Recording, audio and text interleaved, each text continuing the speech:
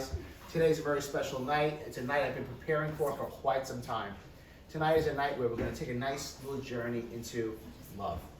It's quite apropos. It's ready for Valentine's Day. It's an incredible time for everyone here.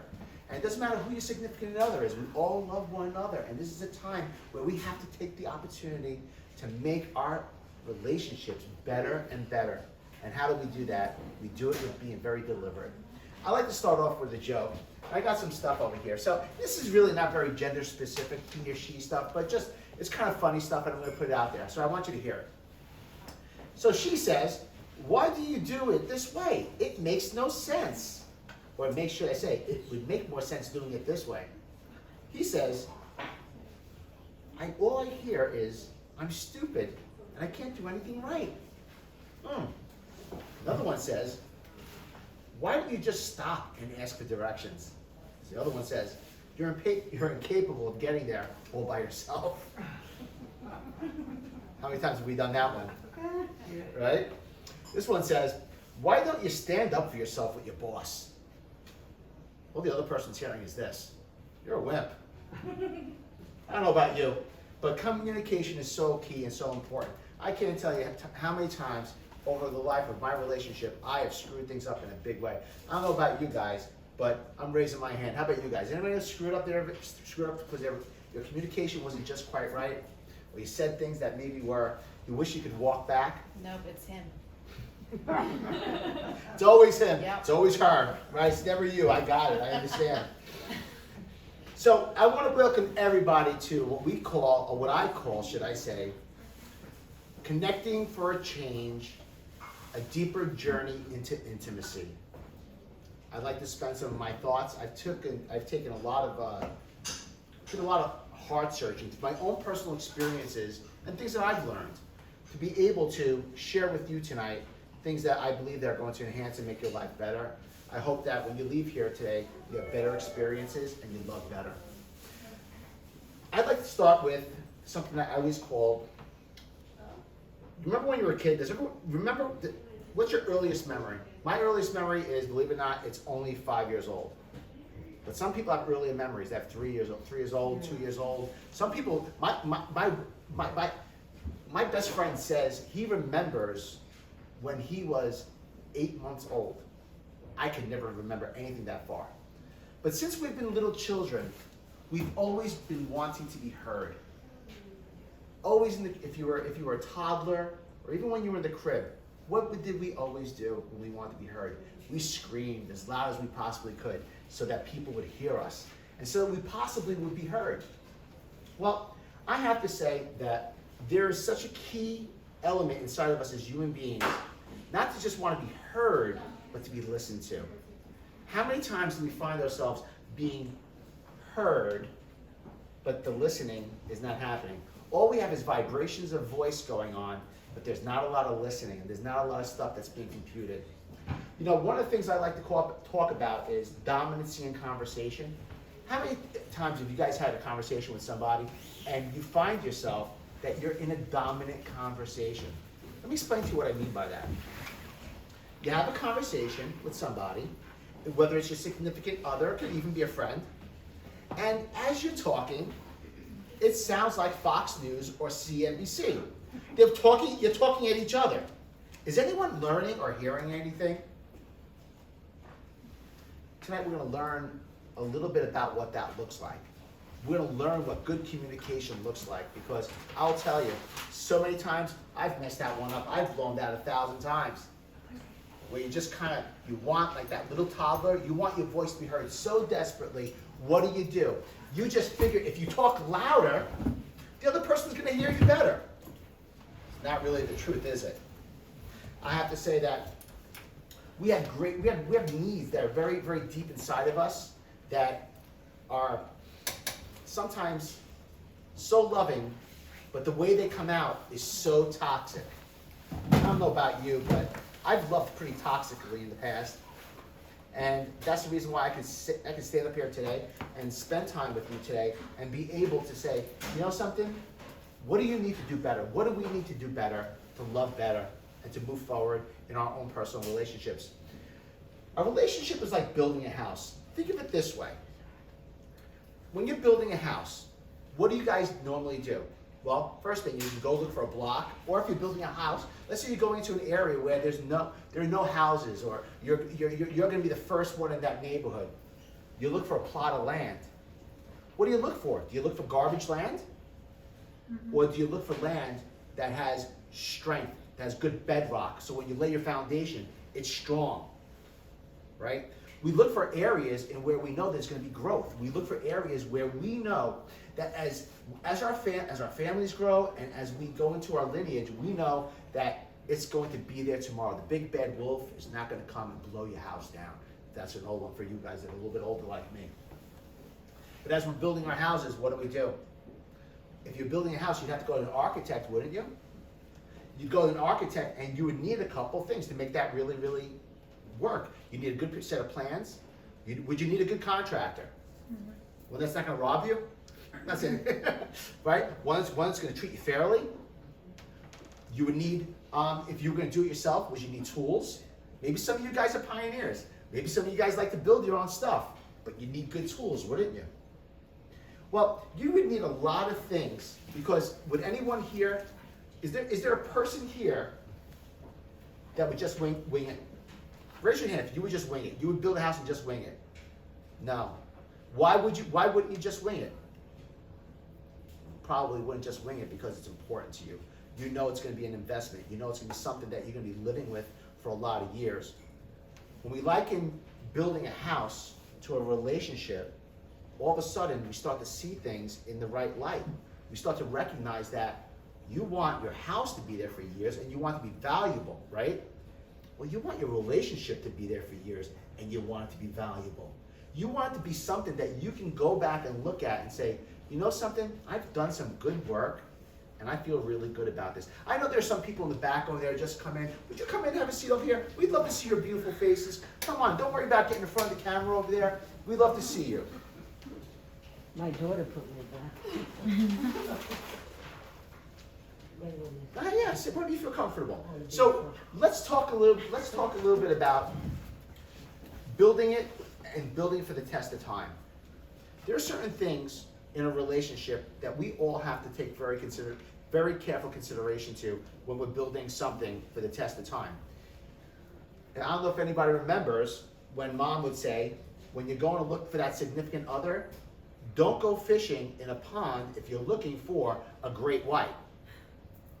Well, the truth of the matter is, we have to be able to identify where we want to fish.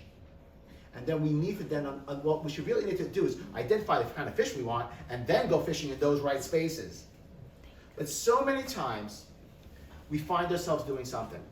We repeatedly go fishing in the wrong waters, but expecting something very, very different. I don't know about you, but that's kind of like doing the same stupid thing, I'm going to use the word stupid, over and over again and expecting a damn different result. Does that make sense? No, it doesn't. So, as we think about the tools that are needed to build this house and these tools are to build our lives together, there's a lot of different things. And part of those tools that we use are very, very cool things. Now, if you were here with us 2 years ago, you remember us doing something called the 5 love languages, right? Everyone has a love language. We're not going to go deeply into that tonight, but what we are going to do is we're going to refresh your memory. How many people here need a love language refresher? Anybody? Okay, we got a couple here. So we're going to do a little bit of a love language refresher, and that love language, everyone's got 5, but there's always going to be 2 that are very dominant and 3 that are going to be like, let's just say, less dominant things that are important to you when your heart sings. How many times have you met somebody and that person just seems to be doing everything right? For some reason, that person seems to know what makes you happy. Now, there's the infatuation stage, and we know that. That's the way the person looks, and they can't do anything wrong and all that. We get all that. But we know that fades, right? By the way, all of you guys who are out in Instagram land and in Facebook land, we're having cosmopolitans. Hope you guys have a glass of wine for this tonight. Let's talk about those 5 love languages. We're going to breeze through them. We're going to do them kind of quiet. and we're gonna do them kind of quick. So the first love language, one of the first love languages that we have is what's known as our ability to have physical touch. That's an easy one, physical touch. Physical touch is going to be something that when a person comes over to us and gives us a hug, a touch, or they hold our hand, or they give us a hug, that makes us light up. That makes us, oh my God, I feel loved. I feel that feeling. And it's really interesting because when we go to physical touch, one of the first things we, as a baby, we experience is what? Physical touch. You cry, you're feeling bad, you're not feeling great. What does mama or dad do? Comes over, they pick you up, and they let you feel the loving embrace of a parent. That's nothing better than that, right? And that tells our hearts that we're loved. We also have something which is called acts of service. We talked about this a long time ago, but we're going to talk about it again tonight. It's like, you know, you have your significant other. My wife would maybe go through the moon when I would in the past fill up the dishwasher, because that was such an unusual thing, and that was such a huge act of service. I no longer do that. Got a housekeeper do it. But the truth of the matter is, acts of service, you light up when somebody around you does something for you. They change your tires from the summer tires to the winter tires. They'll do something. They'll do something, a chore that you've been dreading to do, and you come home and it's done, and you go, oh my goodness, oh my God, I feel so alive. I feel so loved right now. And it's almost like that person came home and brought you, like, I don't know, I won't say a car, but brought you home a really nice gift. That meant a lot to you. Speaking about gifts, let's talk about gifts. Some people light up when they get gifts. Myself, not so much, but some other people really, really light up when gifts are given to them. Someone comes home, oh, honey, I brought you this.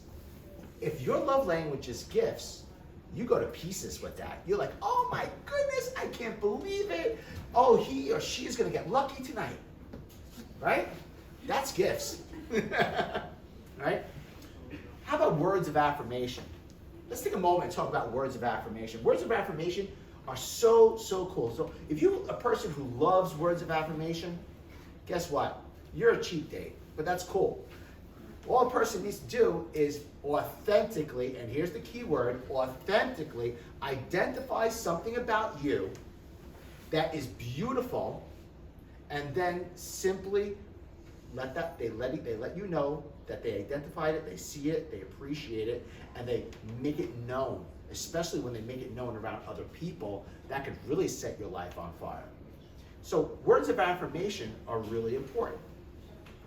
There's an old saying, words can build you up and words can drag you down. Empires have been built on words and empires have been destroyed on words. How key is it? By the way, I want to take a moment before I finish up with these love languages, especially for you guys who are out on Instagram and you guys who are out on Facebook.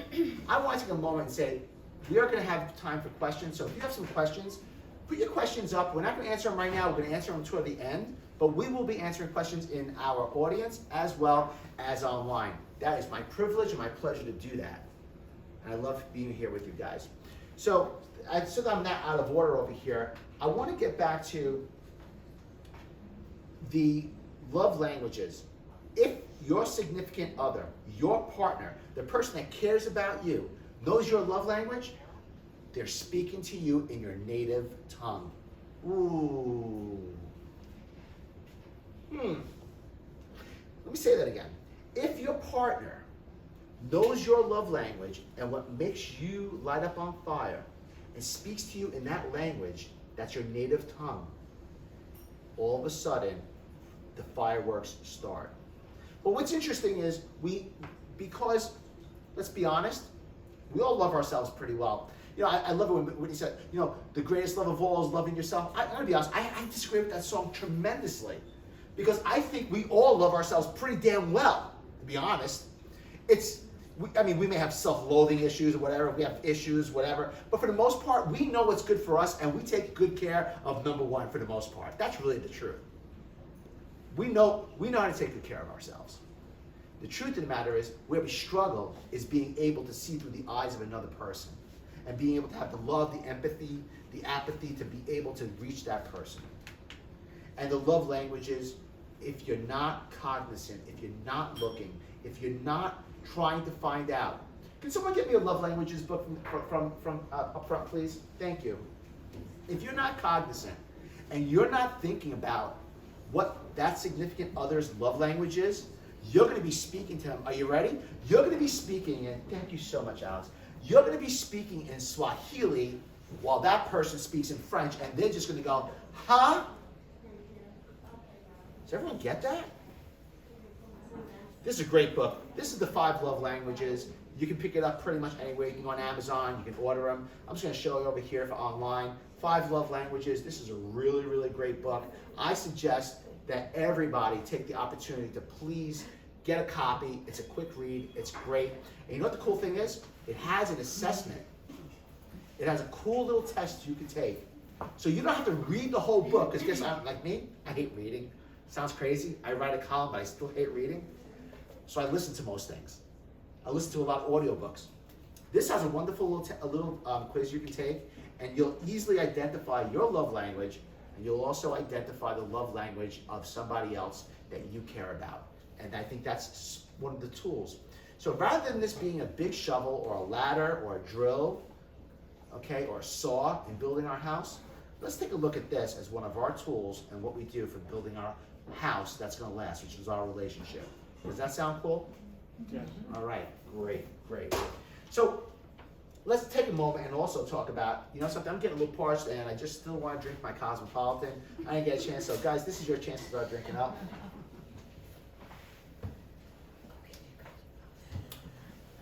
I want to take a moment also to thank everyone that came here tonight. Tonight was a tough night to get around. Raining outside, and you trekked and you got here, and kudos to you. Give yourself a round of applause. Good job, guys. Thank you so much. We talk about 5 love languages, but there's also something called levels of intimacy. When you came tonight, I said that we were going to take a deeper dive and a journey into deeper intimacy. Well, if you're a guy like me, when I hear that, I'm just thinking, things are going to get good. Truth of the matter is, intimacy lives on so many different levels. It lives on 5 levels, 5 main levels. And it's so key that we understand that, because when we confine intimacy down to just sexual intimacy, it becomes so lackluster. It can be so much brighter. It can be so much more vibrant. It can speak to your heart and your soul, and you can fly. It's the difference between having sex and making love. That's the big difference. Because love is triggered through all these different intimacies. And if you're missing those intimacies, then you have an opportunity to see what you're missing and what you can work on. Let's talk about those intimacies. Obviously, the most obvious intimacy is what's known as physical intimacy. We know what that is. That's getting together and it's getting your groove on. We know that already, right? That's easy. But there's other types of intimacy. There's intimacy. There's spiritual intimacy. You can be with your significant other. Whatever you guys do. You go to church. You can go to synagogue. You could do meditation and yoga. You could do all different types of things where you're coming together from a spiritual place where you guys are making that connection on a spiritual level. That's a deep connection. The truth of the matter is, when you can get 2 people spiritually that meet, have no attraction, believe it or not, no attraction to each other, but the spiritual bond is so powerful that it can bring them together. That's a fact. Also, let's talk a little bit about what's known as intellectual intimacy. I don't know about you girls. Well, we have mostly ladies in our audience, but we have some gentlemen like myself, right? But how many of you guys, smarts or intelligence do it for you, right? You talk to somebody, right, and they're a box of rocks, and you go, oh, okay, they're really attractive, but this is going to be a long night, right? Intellectual intimacy is so important. Now, not everyone's a rocket ship scientist, and not everyone's brilliant. Not everyone's an academic. Some people are bus drivers, some people are hairdressers, some people are scholars in college. There's all different types of people. It doesn't mean how smart you are. It means how smart you are to stimulate that other person where there's a connection in that space of intimacy. Because I don't know about you, if I sat down with a Rhodes Scholar, I wouldn't feel very sexual or very motivated. I'd be like, okay, I feel really stupid right now. It's not so much about being with a person who's brilliant, who's really incredibly smart. It's about being able to connect in that, what you would call the head space. Has anyone ever heard of recreational intimacy? Recreational intimacy, it's just exactly that. We go to a ball game together. We ride our bike together. We go for walks. We like to play handball together. Whatever it might be. You know, we get together and we play chess. You know, we went to the beach and we rode horses along the water and we did that all afternoon, and after I was finished I felt more connected to you than ever. You know, we used to live in a time where women would only have these levels of consciousness. And I really don't want to say that for the men in the audience to downgrade your levels of sensitivity. But women would always have a much heightened level of understanding in these spaces. But we're living in a time and a day and age where, hey fellas, we're starting to wake up and we're starting to recognize that it's not only about one level of intimacy, there's other levels of intimacy that are super important. Let's take a moment, let's talk about emotional intimacy. Emotional intimacy is, you say, well, you know, you think about this, you have the intellectual intimacy, you have the intimacy that is gonna be, that's experienced between two people intellectually, but emotional intimacy, you might mistake in that for spiritual intimacy. Spiritual intimacy and emotional intimacy are two different things. Emotional intimacy is where you are with a person, you hear their heart. You ever say this when you first meet somebody, or you meet somebody, you get along with them for a little while, and you tell your friend, right? You tell your friend, whether it's on the phone, texting, whatever it is, he or she understands me. I don't know what it is about that person, but they get me. Because emotionally, you're connecting. It's super, super important. Now, I can't tell you how many stories in the past you would hear. You know, and as a guy, because I'm a guy, I'm not going to lie to you. I'm not like super Mr. Sensitivity, you know. I'll be honest with you, I'm stretching here. But I can't tell you how many times I would hear, you know, like, you'll hear somebody, and it's like, well, you know, she was in the office, and this fella she had no attraction to, but he was so sensitive to her emotional needs. There was a connection, and before you know it, they became lovers. And she turns around and says, I don't know how that happened, because I had no attraction to this dude. But all of a sudden, all the bells and whistles were going off. Those 5 intimacies are so key and so important. It is the difference between making love and having sex. I want to talk to you about that a little bit more. Think of it this way, if you can. Take a moment and think of it this way. Intimacy on all 5 levels looks like this. Before, catch it, this is going to be really good. I'm impressing myself right now. Before it happens between the sheets, it needs to happen between the ears and between the ears and the heart. Once those connections are made, then everything else goes forward. And if it doesn't, well, that sucks. I tell you. However, I will tell you, listen, I mean, you hear this, right? So some of you guys might be listening to me, wow, this guy's like, oh my God, this guy's so sensitive, he knows this, he knows that, whatever. No, I'm talking to you out of failure. I'm talking to you out of doing it wrong. Does that make sense? Mm-hmm. I'm learning from your mistakes. Right? So I'm being real with you. I'm being real with every one of you in the audience. it's never too late to find out what you've been doing wrong and to find a better path and do it right. Does it make sense to everybody? Especially for you younger folk.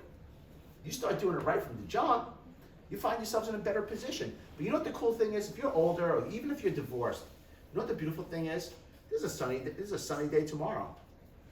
And you get to have your new love, your new life, and that starts at the moment you make that decision. I think that's really, really cool. A friend of mine told me about 6 months ago, he said, slow your roll. I said, what are you talking about, slow your roll? He said, slow your roll, dude. And he wasn't talking about this kind of stuff. He was talking about something else. We were at the racetrack. We were racing cars, and we were getting ready to do some really cool stuff, right? And he was like, "Oh, dude, you gotta slow your roll." And what he said to me was, I said, "What do you mean slow your roll? I never heard that before." He said, "Slow your roll. You gotta get certain things together first before you can go out and go really fast. Especially in this place, you've never been here before. You got to slow your roll." So when we enter into these relationships, it's always better to slow your roll. Slow your roll. You don't have to be the first one to the finish line. And guess what? There's no winners in a relationship. There's no finish line, and there's no winners. And if there's a winner, I got news for you guys. There's a loser. And if there's a loser in one part of the relationship, it's only eventual before you both lose. Catch it. Slow your roll. Slow your roll. So, as I said before, the 5 love languages. There's another book which I don't have tonight, and there's many books that have been written on the 5 intimacies, which, by the way, guys, I only chiseled at the tip of the iceberg. You can learn so much more by reading or even listening and capturing the information. All you need to do is go in, Amazon, 5 intimacies, boom, spits it right out. I don't know about you, but I can't read thick books. This is about as far as I go. Let's take a little bit and we talked about communication. In the beginning of this, before we started here, we talked about something called communicating for a change. Well, that's a play on words, right? So how many people are in relationships, but the one thing they don't do in a relationship is, which is really interesting, is they don't communicate. They're in a relationship. It's wonderful you're in a relationship. Hell, you're married, but you don't freaking communicate. It's either because both people are incapable or one person's incapable. How about this? Has anyone ever experienced this? One person's super capable of communication, and the other person saying, "I don't know why you want me to communicate. I go to work every day, and doesn't that show you that I love you?" Well, fellas, gals, and everyone else in between, it ain't gonna cut it. It ain't gonna cut it. You have to learn. And I remember telling my son when he was 6 years old, I would always say to him, I'd say, "Son," I would say, "use your words." Use your words. They don't have to be the fanciest words, but they have to be words. And you have to have the ability to communicate your heart. Because when you communicate your heart, what happens is the other person has the ability now to understand something that they can't see. They can't see your heart. They can't see your emotions. They can't see what's happening inside you. But what do? You should know me by now, and you should know what I'm thinking. Catch it? Bullshit! That's just not real. Just because you know someone a long time, it doesn't mean that they know what you're thinking or even what you're feeling. You might be able to predict some stuff, but I don't know about you.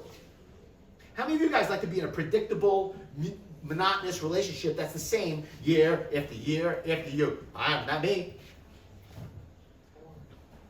I want excitement. How many of you guys want excitement?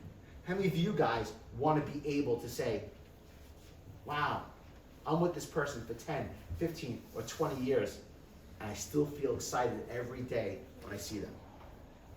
So I'm going to share something with you, which is called empathic thinking. Excuse me, empathic listening. At the beginning of this, I said connecting for a change. What that means is, yes, we are going to start connecting for a change, right? But it also means connecting to change your relationship. So, yeah, we'll be connecting for a change, but we're going to be connecting, here it comes, for a change in our relationships. I don't care how great your relationship is. I know how wonderful you are. Everyone says you're the best relationship. I can't tell you how many of the best relationships I've seen wind up in divorce. Truth of the matter is, your relationship is only as good as it is today, as much as you put into it for tomorrow.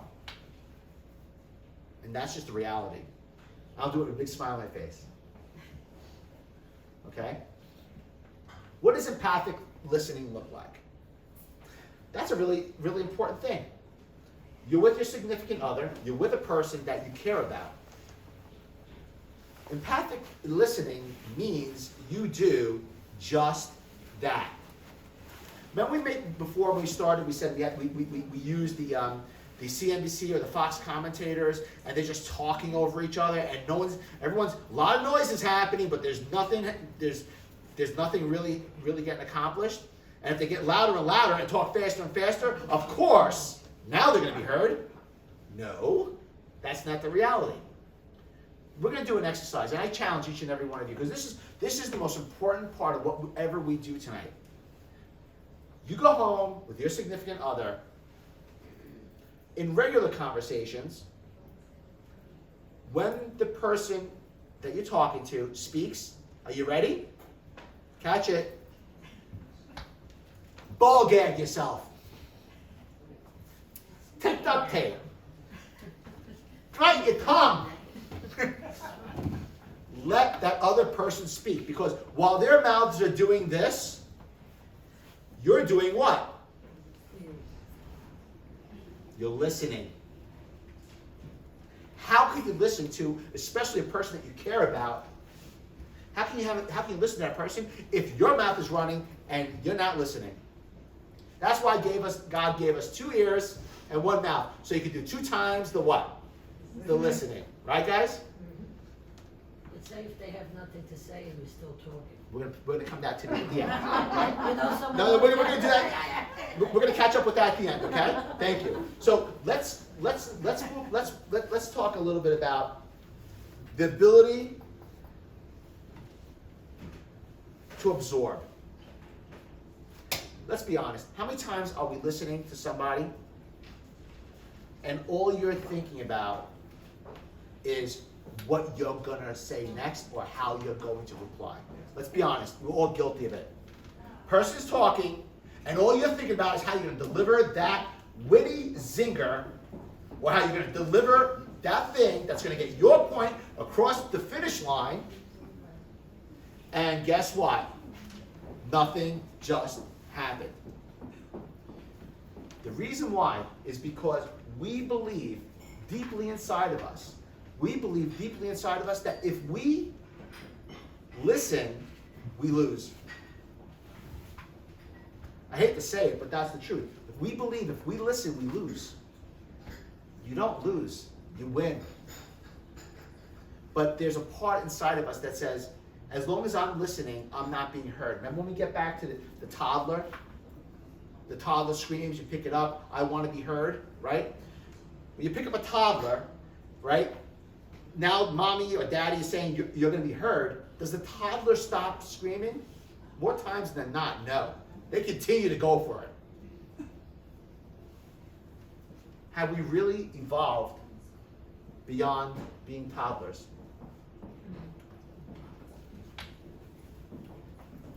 Sometimes yes, and sometimes no.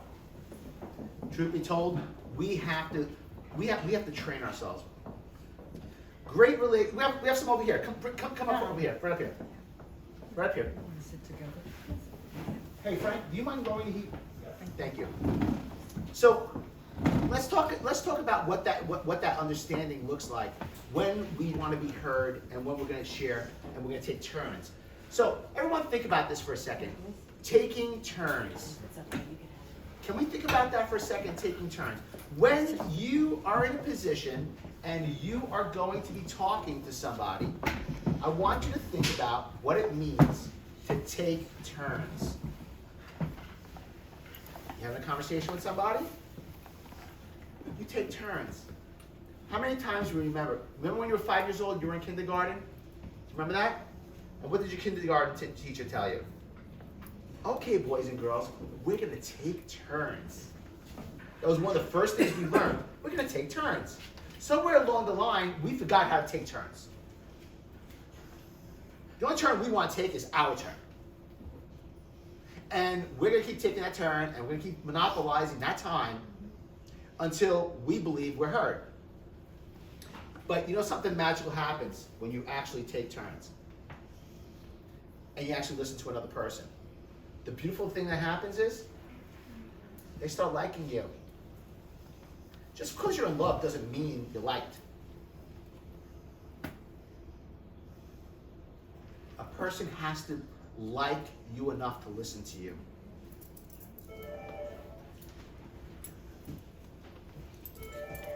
How many of you guys get into a fight with your significant other once in a while? Anybody, or am I the only person on the planet? You guys? Yeah, oh, you guys too? Okay, so you guys get into fights too, right? Well, let's not even call it fights. Let's call them disagreements or arguments. Is that fair? No, we can call them fights. Yeah, fights. Right? We get into fights. Come around, please. So, what happens when we get into a fight, right? We feel that when we speak louder and faster, and if we start pointing out how stupid the other person is and what's wrong with the other person, we get this really interesting thing. Because in our brains, it's really primal and it's really, really, really such a base drive. We think if we're able to point those things out to the person, eventually, we don't really think in our conscious mind, but in our subconscious mind, we think they're going to agree with us eventually. Oh yeah, you know, I am an asshole. I never. No, it doesn't work that way. It doesn't work that way at all. The truth of the matter is, the only way you're going to get a person to listen to you is, or to resolve conflict, is that person believes that you have a real intention to listen to their heart. If you don't have a real intention to listen to that person's heart, guess what? The other person doesn't have to be the smartest person on the planet. They figure it out. They say, you know something? You're all in this for yourself, and you just want to be heard. I don't know about you, but we go back to being a toddler. Base drive instinct is we want to be heard. So why wouldn't we give that special gift to our significant other, a person that we care about? Why wouldn't we give the greatest, I wouldn't say the greatest gift of all, but a great gift like that to them to actually let them be heard? But to hear somebody else requires something. It requires courage. The reason why it requires courage is because you might be hearing something that you don't want to hear. And you have to have courage. You have to have courage to listen to the things that are going to be painful and you don't want to hear. Now, it doesn't mean because a person's sharing some pretty shitty things about you, it doesn't mean that they're true. It just means to them, it's their reality. They believe it to be true. Unless there's just a really sadistic person who just wants to say horrible things to you, to hurt you and berate you and make you feel like a piece of garbage. In that case, then there's other things you should be talking about. But this is like good people who actually really like each other for the most part. Does it make sense? But sometimes there's people that don't want to talk. We're going to talk about that right afterward. We're going to take comments and answers after, okay? Thank you. So what I'd like to do is I'd like to share with you something I call throwing fuel on the fire. We've all heard that, haven't we? Throwing fuel on the fire. You already know you're having conflict with somebody, especially someone that you care about. But what do? Oh, we say, let's go to hell in a handbasket. We're going to say more inflammatory things, and we're going to think somehow, some way, it's going to get resolved by doing this. Now, don't get me wrong, I don't know about you, but I've had arguments with my significant other, and I was going for the gusto. All I wanted to do was create havoc, destruction, and hurt feelings, and debasing. Yes, here I am.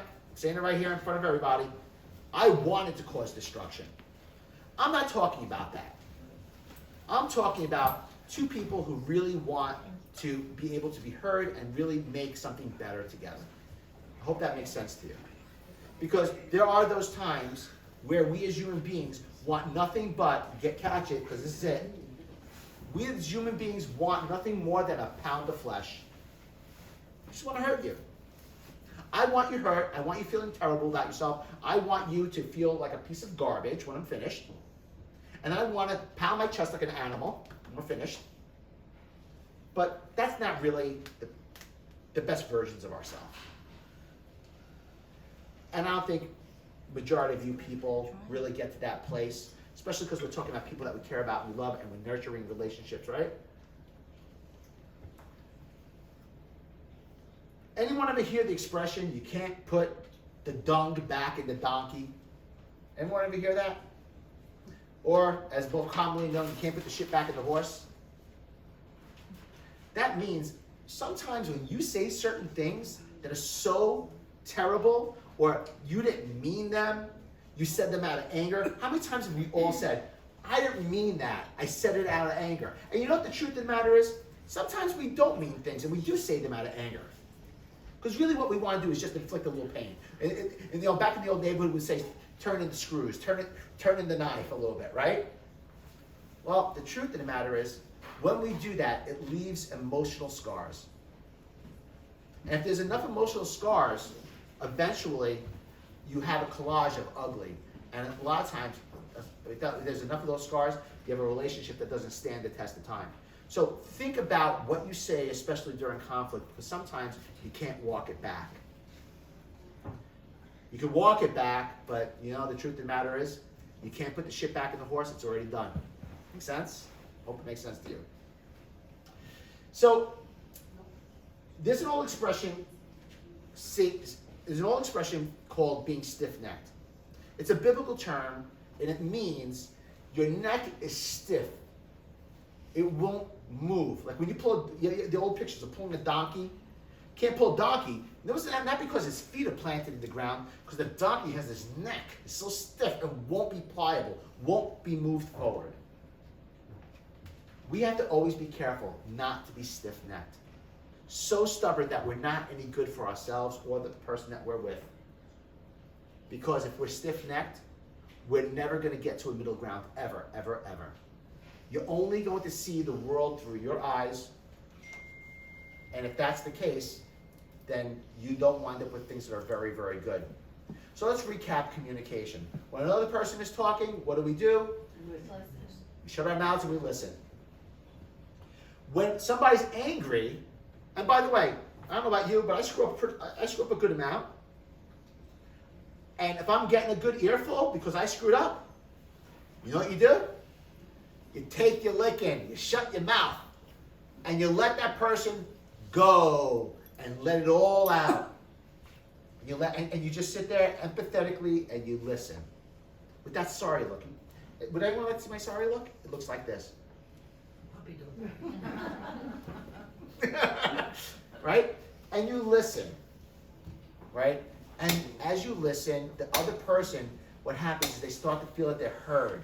And as that person feels that they're heard, what happens is they empty out picture it like this. Picture it like it's like a cylinder full of yuck. It's a yuck, here you go. It's a yuck cylinder. And this yuck cylinder has all yuck in it, but as the person talks, the yuck cylinder starts to go lower and lower and lower and lower and lower. And it comes out. Now the person is ready to hear you. But when a person's really angry, especially when you've done something wrong, and I've done plenty in my life, you gotta let that person get it out.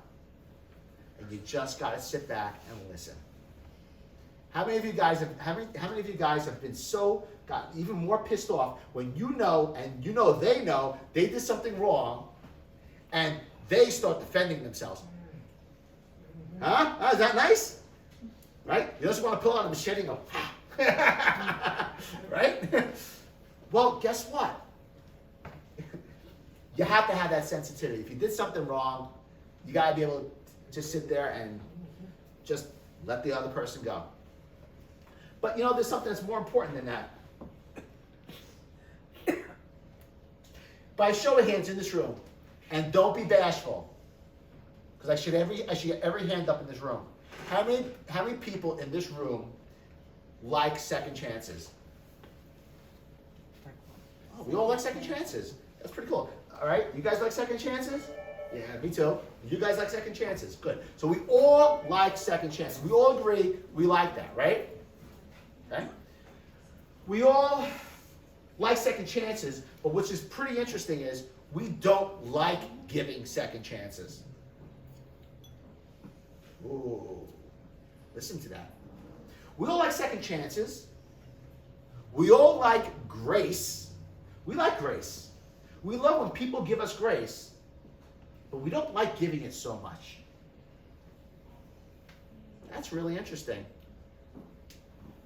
We want it, and we don't just want a little bit. We want all the second chances. We want to be able to get in our car, drive 90 miles an hour, get pulled over on 440, and the cop get out of the car, come over here and say, ma'am, mister, can you be a license and registration? You give them your license and registration.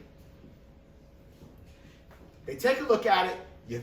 Just by accident, you have a PBA card in there by accident. I don't know how it ever got in there. And you give it that with your license. And police officer comes over and says, I'm going to give you a warning. Please drive safely. Your heart stops palpitating, the windows go up, and then you drive home like a mouse at speed limit. And you say to yourself, oh my God, you tell all your friends on Facebook, I almost had the biggest ticket, I could have got my 10 points, my insurance would have went up. Thank God I got this, I got grace. Grace. Catch it, guys, you got grace. We all enjoy it. We want it all the time. You know why? Because we all, excuse my French, we all screw up a lot. Everyone here, because everyone in this room is thinking of their husband or their wife or their significant other who's not here with them tonight and how screwed up they are. The truth of the matter is, they might be, but the truth of the matter is, are we willing to give as much grace as we expect to get back? And that's a fact. So, what I'd like to do is, Alex, can you help me out here? So what I'd like to do here is I would like to bring ourselves to a little bit of a conclusion tonight. Let's think about a conclusion. What do we do with all this? I mean, there's a saying, it's biblical, I'll share it with you. It's called love covers a multitude of sins. See, when we love correctly and we show people grace and we give people love, guess what? You know what happens? Those sins fade away. We can't expect our sins to be forgiven if we won't forgive others.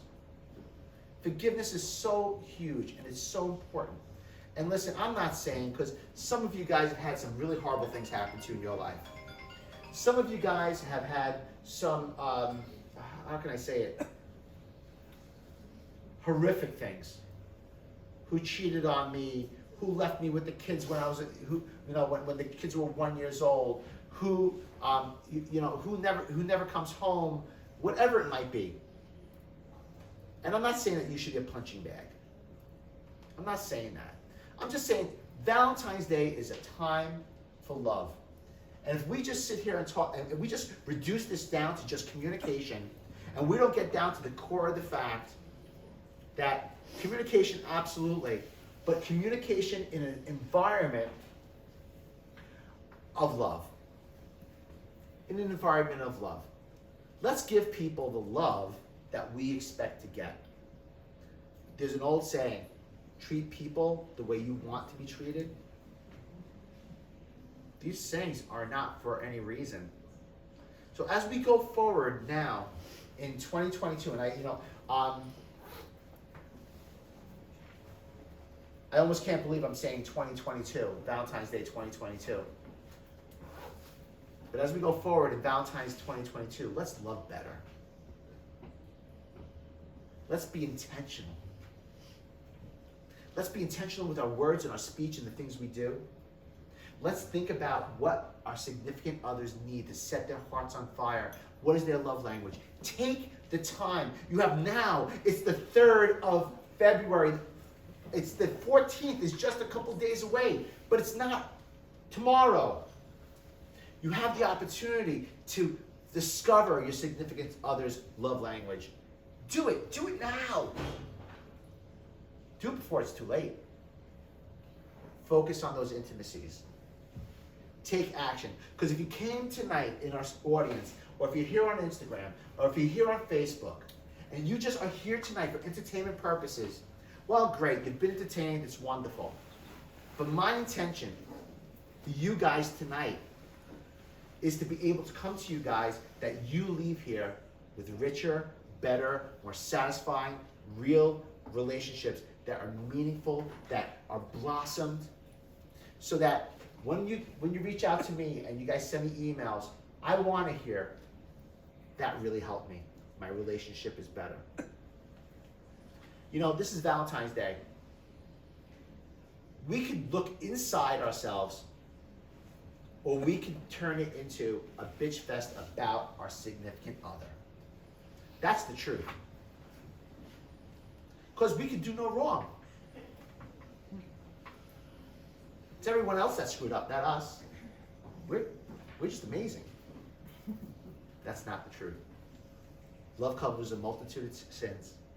And I know that we have some we have some questions. I'm going to take the ones on Instagram. Alex, can I have some of those questions, please? Great. You have them? Because we're ready to go here. And we also for Facebook, we have some ones for Facebook. I'm going to take 2 or 3 right now in our audience. And then we're going to go over to our Facebook and our Instagram. So does anybody have any comments, or does anybody have any questions based upon the information we spoke about this evening? Thank you. Anybody? You guys are amazing. You guys are like love gurus. Okay, I have one over here, and this is Caitlin from Instagram. This is from Caitlin from Instagram. It says, Caitlin from Instagram, this is for you. How do you stay loyal to your love? Wow. That's a really complicated question. I believe the way you stay loyal to the person that you love is by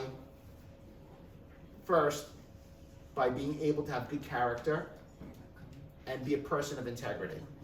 I have to say that first and foremost. Also, knowing that when your relationship is not right, to be able to have the trust, the honesty, and the respect for the other person to move on and be out of the relationship when that's not the situation. You have to be sensitive.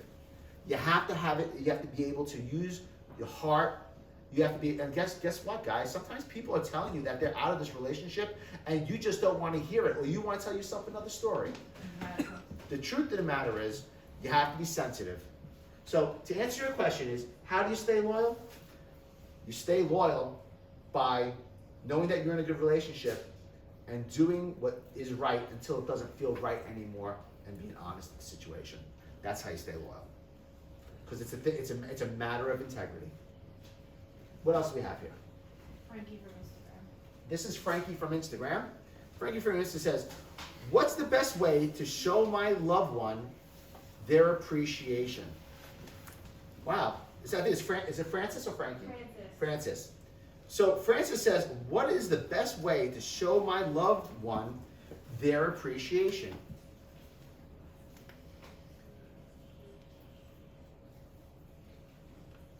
I think that's going to come down to you knowing their love language.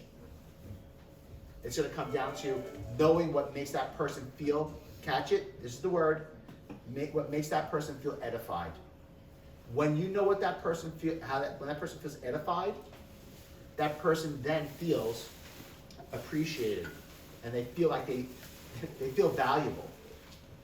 I don't know about you, but I like to feel valuable. I have something back here in the audience. Define edified. Say it louder. Define edify. You know, Edified is when it's appreciation, really. It's just another word for appreciation, or recognized and boosted up, right? How many times, how many times we have a bad day, and we feel because we had a bad day, we can come and shit on the person, and I don't want to use that word, but that's really what it is. Shit on the person that we care about the most because we know that they love us, and they will take it. and they'll take it. You know, the truth of the matter is, they'll take it most of the time. But are we consciously looking to edify that person? Any other questions we have in the audience up here? We have more? Oh, no? Beautiful. And this is from where? Alex on Instagram. This is Alex on Instagram. What's a good idea for a Valentine's Day night out? Oh my God, really? A massage at AFN. Someone's asking me Couples a massage at question. Well, come to AFN and get a couples massage and a couples package. Because if you come to AF Bennett for a couples package, you're going to be able to hit all of those love languages. One, it's going to be a gift. The second, it's going to be time well spent together. And third, it's going to be physical touch. Wow, that was a layup, guys. All right, do we have more? Oh, we have more. Beautiful. Wow, we have a very active Instagram. Here's the next one. Okay, this is from Stella on Facebook. Any techniques to diffuse high emotions before engaging with a loved one? Wow. That's good, Stella. Stella, you're really thinking, huh? Stella's really thinking here. So let me say that again. Any techniques to diffuse a high emotional situation when you're going to interact with a loved one? I like to drink. I know it's gonna sound crazy, but I like to take the edge off. So for me, if I know I'm about to go into a situation like that, I might have a glass of wine. I might take the edge off a little bit. Some people might want to meditate. Some people might want to breathe. But really, if I could just take the fun out of it for a moment and just make it a little more real. Think about 3 things that you really love about that person. 3. Not 1, 3. When you think about those 3 things, it's going to remind you of why you fell in love with that person in the first place. And that will give you better eyes. That'll give you the ability to do that. Now listen, guys, I'm not going to say, I'm not sugarcoating this. There are times when people do some really shitty things to you. I'm not saying like everything's love and roses and dancing through the tulips here. Sometimes people do really, really harsh things. But it doesn't mean that we have to be not the best version of ourselves. It just might mean that you have to leave. But it doesn't mean that we have to bring ourselves to a base level where we stop being the best versions of ourselves. Do we have any more? You have another one? I think another one's coming. Oh, great. Thank you. Okay. This one is, who's this one from? Chris on Facebook. Chris? This is from Chris on Facebook. Hey, Chris. How are you? Says, this is how to let your loved one know that they are being annoying politely. That's a good question. Well, Chris, I don't know, is Chris a guy or a girl, but doesn't really matter. You asked the right guy for that one. I'm going to have a drink.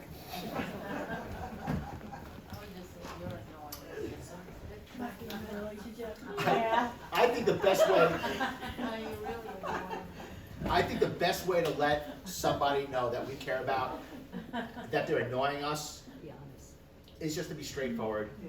Don't hide. Don't hold back. You know, a lot of times, we will hold back. The worst thing you can do in a relationship, and so many of us do it, is we are passive aggressive. Let's be honest. Everybody, even the most overt person, I'm a classic alpha male. I'm a classic, guy like that. But the truth of the matter is, I could be strong, but I'll be with my partner and I'll say, hey, listen, let me know where I'm at. Let me know where I'm at. Share with me. Be honest. Let's be in that space. Most people want to hear honesty. if you could do it as Chris said, politely. So the word politely is very, very key here. And I want to talk about the word politely for a minute. Anytime we use the word you in any conversation, we make it incredibly personal and we make it very, very pointed. Be careful about the word you. You are like this. You do this all the time. You are inconsiderate. Those are all very pointed things. You gotta be very careful. Sometimes it sounds, and it's kind of weird coming out of my mouth because, like, I even sometimes like, am I saying this? Like, it doesn't even feel, it feels weird coming out of my mouth. But like, sometimes when that's said, you don't have to say the word. When that's said, it makes my feelings hurt, or doesn't make me feel very good about myself. So sharing that information is quite, it's polite, and it's sharing it that way. And if I'm not the best version of myself, sometimes it's better for me to get in the car and go for a drive. Saying, and then come back when I can be the best version of myself. Do we have any more? We have one more. Okay. I hope this is sparking questions for you guys too. Here's the next one. How do you admit when you're wrong? Anybody remember the old slogan from Nike? What was it? Just do it. Just do it. They know you're wrong. You know you're wrong. Just do it. You ready? Here's the best apology anyone is ever going to say to you. Are you ready? I'm sorry. Here it comes. You ready? This is going to be good. This is going to be profound. It's going to be life-changing.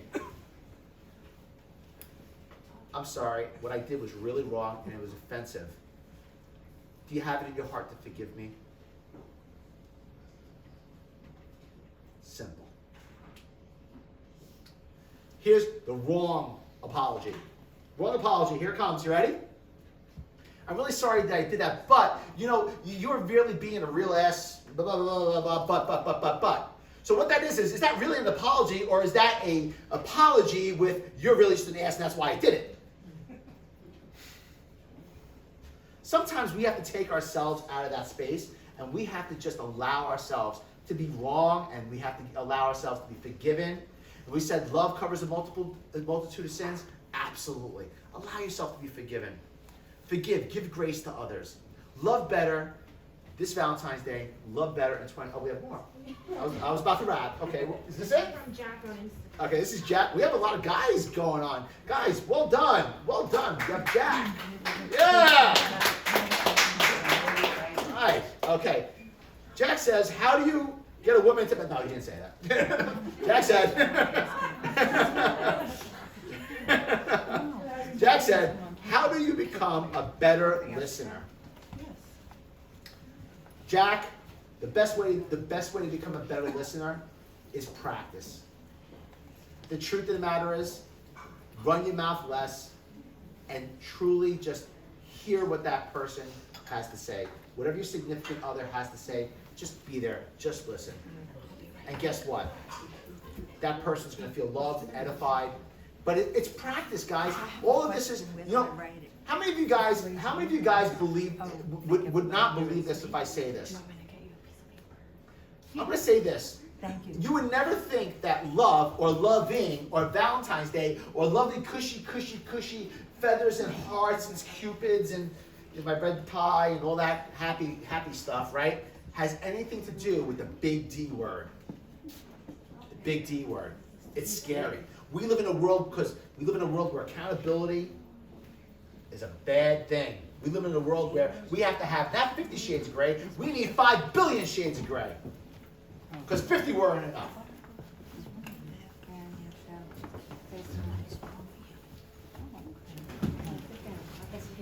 Guys, when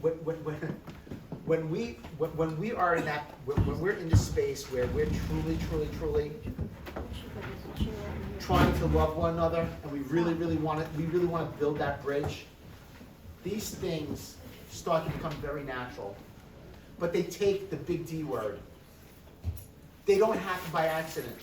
When you're a kid and you're in tennis, you're a kid, you're in football. When you're a kid and you're learning baseball, you know what you do? You drill, you show up at practices, you every day after class, you go. And then one day, on Sunday, the big day, what happens? Automatically, one day, you'll do what? You'll win the big game. But it required something, a word we don't like anymore. Discipline. Guys, love and relationship is about discipline. If you can't discipline your brain, how do you think you're going to be any good to the next person next to you? You have to be disciplined. You have to practice, as we said before, you have to practice saying sorry. You have to practice listening. You have to practice discipline. I'm going to read this book. I'm going to learn about, what's your name? Helen. What's your name? I'm going to learn about Helen's love language. I want to know what makes Helen light up. But it requires discipline, guys. But you know something? It's not like the kind of discipline. We're not sending you to the teacher's office, the principal's office, and smacking you on the hand with a ruler like a Catholic school. It's good discipline. It's fun discipline. It's the discipline that will pay, catch it, hear it, catch it, hear it. Dividends for the rest of your life and the rest of your relationship. Do we have any more? Any more questions? Oh, come on, we have an active online daycare. I'm so, and this is Instagram, and this is Jackie. Jack. Excuse me. Guys, we got Jack. A different Jack. This is a different Jack. Yeah, but Jack This is a could be, different Jack. Jack could be a girl, Jacqueline. Okay. Well, on my mind, I'm thinking Jack is a guy right now. Doesn't matter, it's all about they. It's making me feel good. So, how do I become patient? Take down. Practice. Acceptance. Practice. You want to be patient? Practice. You know, I talk about, you know, sometimes I talk, most of you guys know I'm a man of faith. My guiding light is God. I completely subscribe to who I am as a man of God. The truth of the matter is, Apostle Paul, while he was writing the Bible, he lived in a prison cell. He was tortured day in and day out in a prison cell. Yet he persevered. He had patience. He had patience because he knew he had a greater reward. We live in a world that we have everything right now. We want it, boom, it's there. We live in a world that's instant gratification.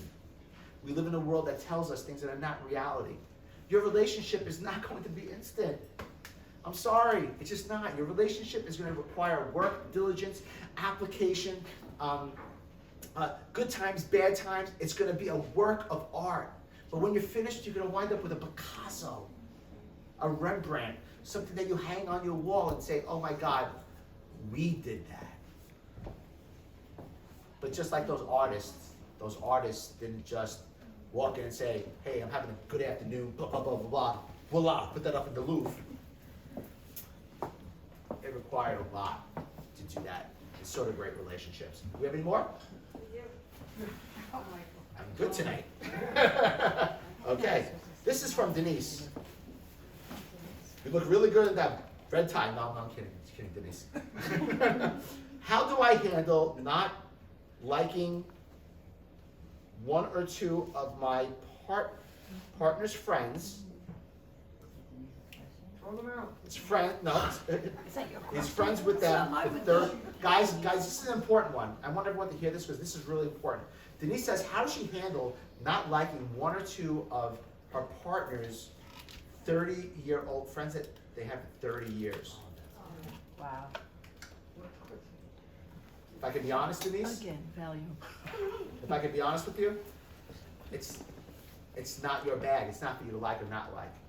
You have to have enough respect and love for that person to know that these are the people that he or she has let into their life, and you have to respect that space.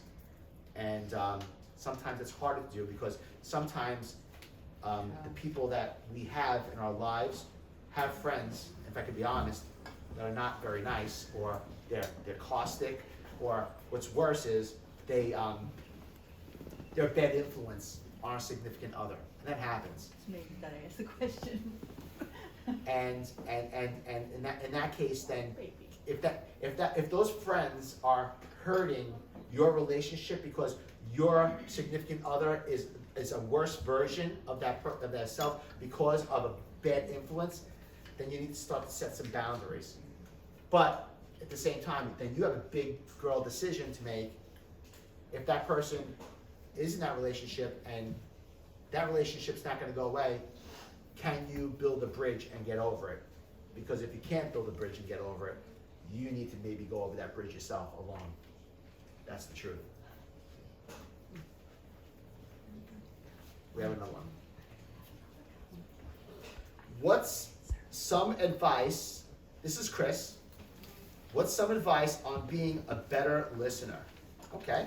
Well, better listener, once again, only speak half as much as you listen. Learn. Honestly, Chris, I'm gonna be honest. This was really hard for me. This was really hard for me because my friends, my family, everyone knows I really like the sound of my own voice. I'm just being honest. No, me too. I like pontificating. Sucks, but it's the truth. Okay? That's the reason why, one of the reasons why I'm up here. Let's be honest. However, I've had to create a discipline in my life to be able to edify the people around me by giving them the respect of shutting my mouth and just listening. There's no magic pill, there's no magic bullet. It's that simple. We have one more? Oh, we have a lot more. Oh, well, you guys, okay, so here's another one. Here it comes. This is from Karen. Karen says, what do you think makes a marriage last for 50 years? Silence.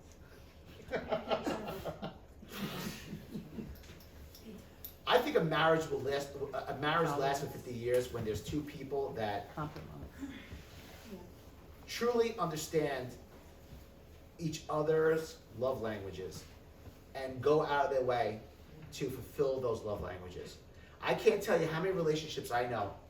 I know there are some people that read the book Love Languages and watch the videos and everything and go to seminars and classes and they refuse.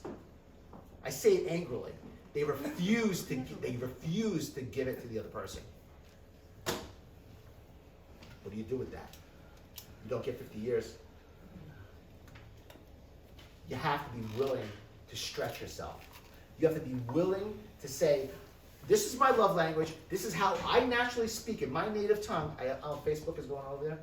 I speak it, come around me. My native tongue, but I have to stretch myself to be able to speak in that person's native tongue, their love language. Because we all know our own love languages really, really well. But guess what? Unless you married yourself, you're not making 50 years unless you really stretch yourself. Stretch yourself. Someone in the audience said compromise, stretch yourself, go the extra mile, be the better version of yourself. Love, don't ever stop having sex. Don't ever stop having sex. Absolutely true. It connects people on a deep level. We talked about the 5 levels of intimacy. We all want to sound really cerebral. We all want to sound so philosophical, and we all want to sound so deep and academic. We want to be academic and all these things, and we talk about all the 5 intimacies, and the one that we kind of don't even really want to talk about because it's below us is the sexual intimacy, the physical intimacy. The truth of the matter is there's a reason why it's number 1 on the list. It doesn't matter how old you are. It's an old song. Even bees do it, right? That's an old song, right? Always stay engaged in some way or fashion because it's a physical, it's a chemical, it's a biological connection between two people. So if you think, listen, I'm not going to lie to you. There are some people who just cannot, or there's some people who lose that function. Understood. But then you better make sure your other intimacies are firing all 12 cylinders. You better make sure that you're killing those 5 love languages. Because if you're not, and that goes away, look at me, catch it. That's the reality. Do you have any more? This is the last one. Okay. Guys, listen, if there's anything I do, as my Puerto Rican friends would say, I keep it 100%. I keep it real. Italians do that too. Here's another one. This is a good one. Listen to this one. This is from Serenity. And Serenity says, how do I balance caring for my children and still caring for my partner? Oh my God. I need another Cosmopolitan. Anybody? This is going to be a long one. Can you give me some more Cosmopolitan, please? Thank you. Okay, so let's talk about that for a minute. Let's talk about that, because what happens in a relationship? First of all, children. How many people agree with me that children are a cornerstone and key in your family? You'd be lying if you didn't say. Thank you. There you go. Drink up. But you know something? So many times, Serenity, and I'm speaking directly to you, out of my own experience, so many times we turn our children, catch it, it's going to be good. We turn our children into an idol. We turn our children into an idol, and what happens is you lose the two of you. And then when your children become 19 years old and they go to college and they go away, so is your relationship. Because you've turned your children into an idol. The truth of the matter is, you need to always focus on you two. Even if it's a date night. I understand life is hard. I understand that life gets in the way. I understand I'm too tired for sex. I get it. I'm too tired to even make dinner. I get all that. But guess what? You asked for a relationship. You got the ring on your finger. You got married. You had children. You wanted that in your life. You have to take responsibility for that. That's the reality. And because we live in a world where people don't want to take that responsibility anymore. The truth of the matter is, your husband comes home, your significant other comes home, guess what? You guys got to work it out.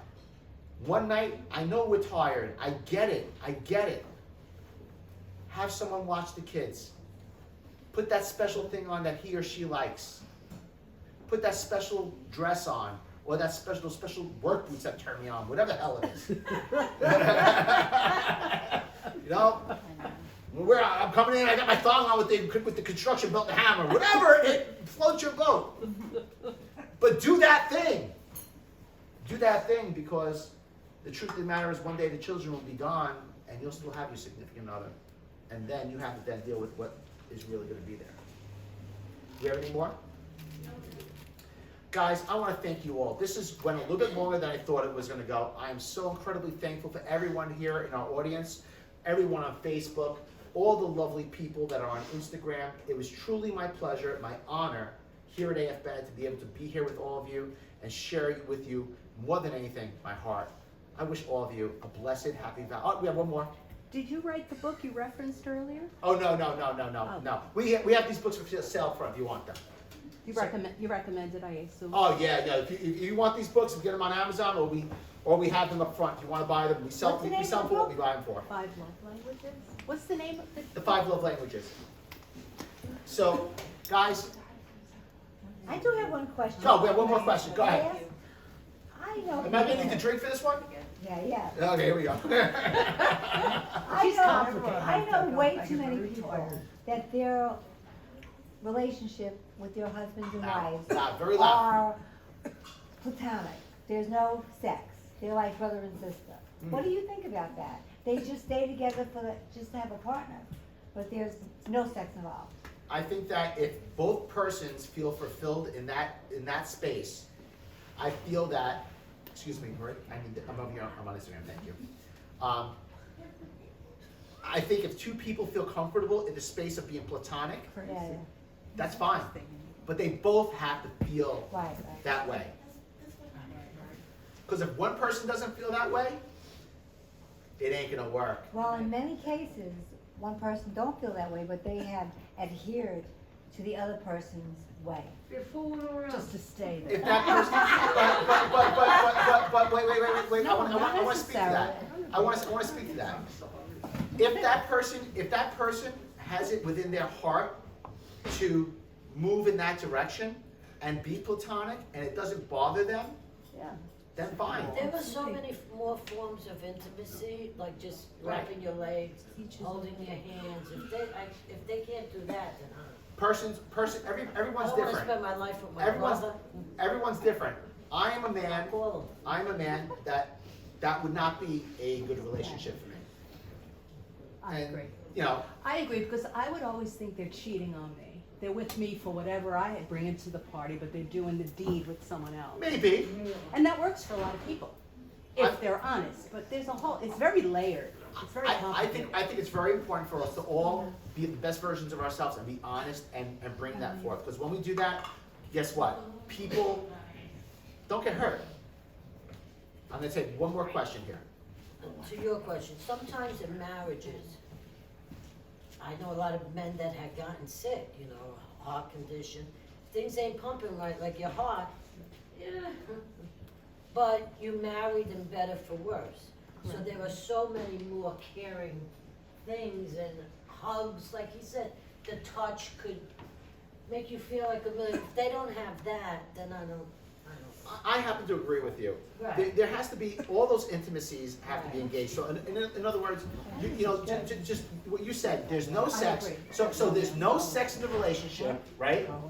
Okay, great, that's fine. But now, not only is there no sex, but all of a sudden, all those other intimacies are being fulfilled. Now, guess what? Sex is not so huge on the list anymore. Yeah, No, that's true. alright. That's When true. those other intimacies are gone, that's a great point you made. When those other intimacies are gone and there's no sex, you get in the way of my Instagram, sit back. So, But that's true love. well. That's listen, true love. I mean, if your husband was in the army, came back with no legs, you're not gonna leave him. No, I was married to a guy that Right, was but sick, there's gotta and be I a love stayed in there. it. You don't wanna be. So guys, we're gonna finish up on Instagram, and you guys can have the hen fest all you want.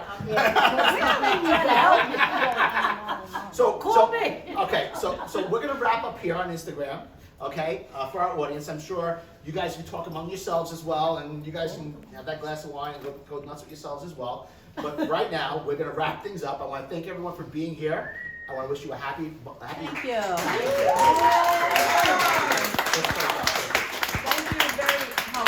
Okay, now you can go nuts with yourself.